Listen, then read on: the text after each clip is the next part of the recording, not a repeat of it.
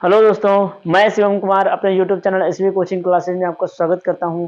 आज दोस्तों हम पढ़ेंगे क्लास 12 की फिजिक्स में कुछ मोस्ट इंपॉर्टेंट क्वेश्चन जो आपके एग्जाम में अगर आप इनको तैयार कर लेते हैं तो आपके 90 प्लस मार्क्स आने ही आने हैं। तो आइए दोस्तों हम कुछ क्वेश्चनों को देखते हैं जो आपके एग्जाम में हैं।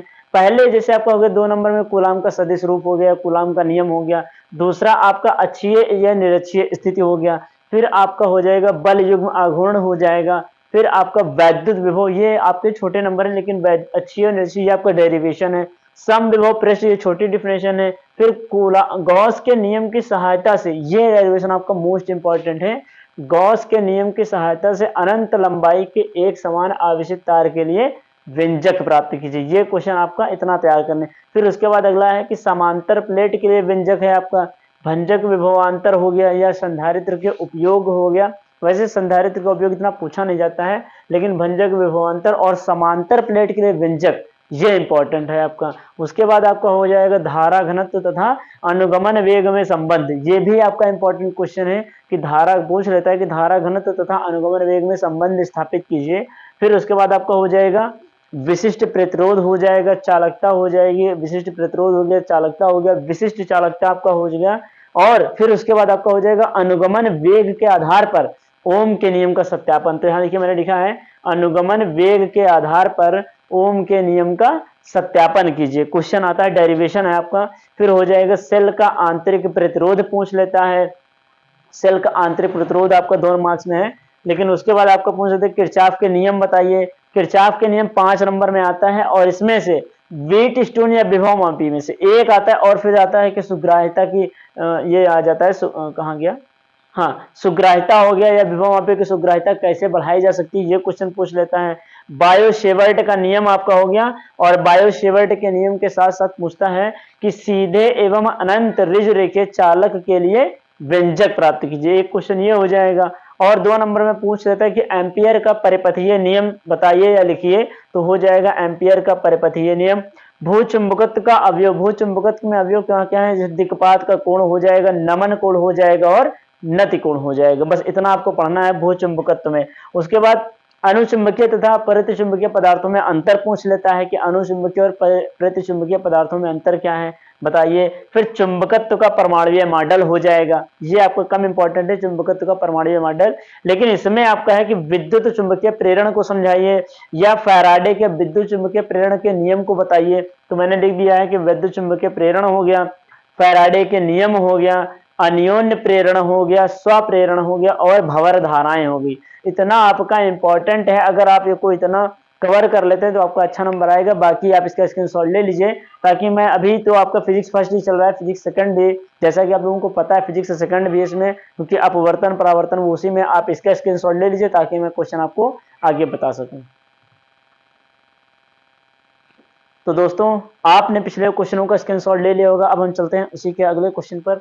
तो उसमें देखिए, अब मैंने उसमें बताया था, अब इसमें देखिए क्या क्या है इंपॉर्टेंट है आपका। इसमें आपका एलसीआर परिपथ हो गया, ठीक है। उसके बाद वर्ग माध्य मूल मान हो गया, ठीक है, ये आपका हो जाएगा। फिर श्रेणी अनुनादी परिपथ हो जाएगा और उसके बाद आपका ट्रांसफार्मर हो जाएगा। ट्रांसफार्मर, फिर विस्थापन धारा, डिस्प्लेसमेंट करंट, विस्थापन धारा हो गई। विद्युत चुंबकीय तरंगे, विद्युत चुंबकीय तरंगे में आपको पता होगा आपकी रेडियो तरंगे होती है, अवरक्त तरंगे, सूक्ष्म तरंगे, इस प्रकार की तरंगे आपकी विद्युत चुंबकीय तरंगे। मीन्स इसको ऑप्शन में आता है या 2-3 नंबर में पूछ लेता है कि इसके आवृत्ति के बढ़ते क्रम में, तरंग दैर्घ्य के घटते क्रम में, ये सब आपको लिखना है विद्युत चुंबकीय तरंगों में। फिर उसके बाद आपका है मैक्सवेल का प्रकाश का विद्युत चुंबकीय तरंग सिद्धांत, ये आपका हो जाएगा। फिर अब आते हैं फिजिक्स सेकंड पर, उसमें क्या क्या इंपॉर्टेंट है। प्रकाश का अपवर्तन हो गया, परावर्तन हो गया और इसमें आपका पूर्ण आंतरिक परावर्तन हो गया। अपवर्तन से आपका क्वेश्चन इंपॉर्टेंट है न्यूमेरिकल, लेकिन पूर्ण आंतरिक परावर्तन पढ़ के जाइएगा।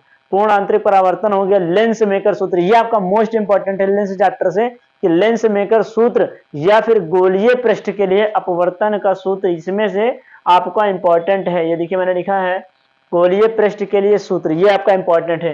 फिर प्रकाश का वर्ण विक्षेपण हो जाएगा। निकट तथा दूरदृष्टि, आपने क्लास 10th में पढ़ा होगा, निकट तथा दूरदृष्टि, ये आपका इतना इंपॉर्टेंट नहीं है, लेकिन प्रकाश का वर्ण विक्षेपण है आपका लेंस मेकर सूत्र हो गया, गोलीय पृष्ठ के लिए सूत्र, ये इंपॉर्टेंट है। फिर आते हैं इसमें आपका संयुक्त खगोलीय तथा परावर्तनीय दूरदर्शी हो गया।